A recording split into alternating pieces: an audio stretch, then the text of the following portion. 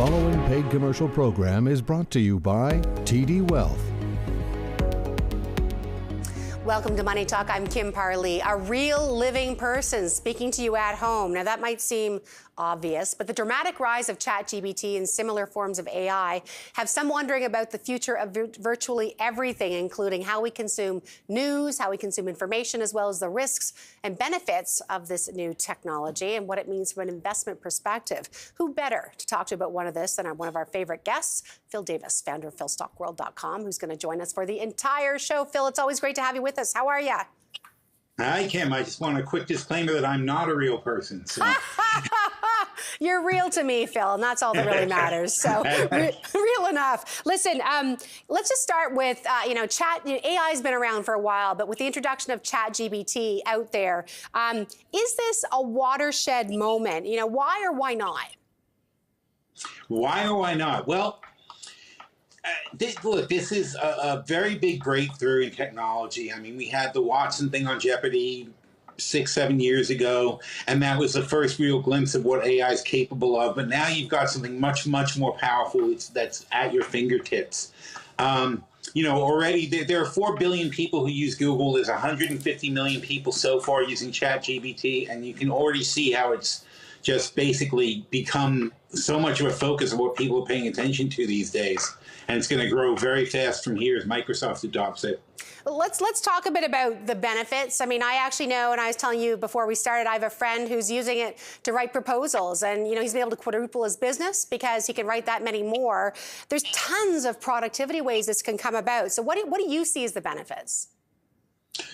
I just see it taking away the tedium of work. I mean, there's so much that it can do. It's basically going to be able to gather mountains of data and conduct research in seconds.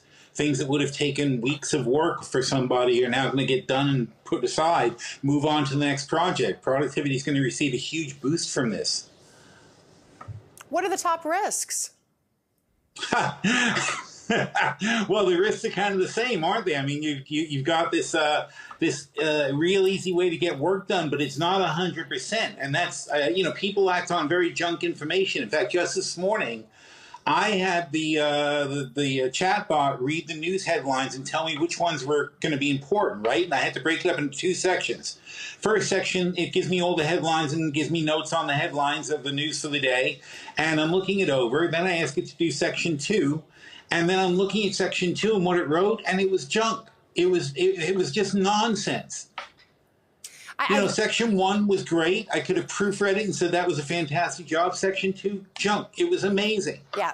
And I think that's, and I'm assuming over time, that hopefully there'll be less junk and more benefit over time. And that's just the training that has to happen. But part of it is just the volume of stuff. Because I know that you were talking with one of the producers earlier about books, for example. I mean, how many books have been written in the history of time? And then did you try and write a book using this? Is this a thing? I did, actually. That was very interesting last week. Here's what I think the biggest underlying problem is, okay? In all of human history, there have been 105 billion people on the earth. And those people have written about 130 million books.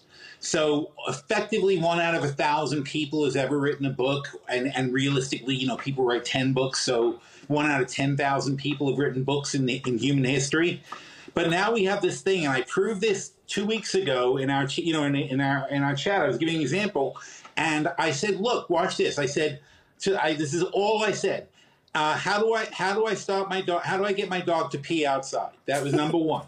It gives me a chapter on exactly how to train your dog not to go outside. Then that was so fast, and I said, "Holy cow, this could be a chapter of a book." Then I said, "Give me 20 chapter titles for what should be in a book on how to train a dog," and it gives me 20 chapter titles. And all I have to do then is just ask it the 20 questions from each chapter title, put them together, throw some pictures on, which I can do with another AI, and I wrote a book. Wow. Not a great book, but a book.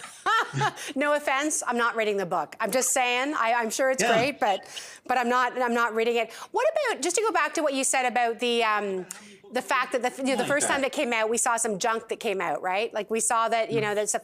Is there anything like when you think about how AI should be regulated, how maybe, how does it get monitored? How do we do that? Is that something regulation could solve? I think not. I think that in as much as you would have regulated a typewriter or a word processor to stop people from overproducing at the time, I don't see that this is a thing you want to be reining in. And in fact, frankly, I think the biggest problem we have now with these AIs is they don't let them learn. Microsoft resets after every 6 questions. ChatGPT also will reset after about a dozen questions. And they're not learning. That's not learning. They're not going to learn from their mistakes. They're not going to get better. And the reason they do it is they don't want them to go down like these dangerous rabbit holes and start, spouting off racist remarks or something like that. So they start from scratch where all the rules are fresh and so on and so forth. But you're also not letting it learn. And at some point, we got to let these things learn. Let me ask you, that's some longer term questions, just bringing it right back down to stuff that's happening today. You mentioned Bing, Microsoft search engine, of course, incorporating ChatGPT. Google, of course, was the preeminent search engine. How vulnerable are they to this? It's funny you say was. They haven't been affected by this really at all because it's only 150 million people out of 4 billion Google customers that are doing this right now. Google is 93% of all search, even on phones, everything. Google is 93% of search. Bing is 3%. It's a long, hard road before this is a threat to Google. And Google has a bot. It clearly isn't ready. They tried to jam it out like last week or 2 weeks ago, and it just isn't ready for prime time yet. But none of them are really. So it's just a question of whether Google is willing to make those mistakes in public or not. Interesting. When you think ahead in terms of where AI is going, I've got a young son. I'm sure lots of people are thinking, what industries, what careers is this going to affect, and what ones will not get affected as much by AI? It's going to affect every industry, but if you want to try to find a safe place to hide, you have to learn to work with these things. And, jobs that require social empathy, like being a therapist, a social worker, a teacher, even though there are really great AI art programs, still an artist and the creative kind of people, writers, musicians, for a while, they'll be okay. And then you think of like leadership jobs that require innovative thinking, like being managers, executives, even politicians, although honestly, I'd like to replace them all with AIs. Careful what you ask for, Phil, jobs. But anyway. Oh, yeah. Imagination jobs, analysts, engineers, scientists, things where you're thinking outside the box, thinking of things that haven't happened yet. That's where they have their weakness. All right, stay with us. When we come back, we're going to continue the conversation with Phil. We're going to talk a bit about what's happening from an investment perspective. And again, you're watching Money Talk with Phil Davis. We'll be right back.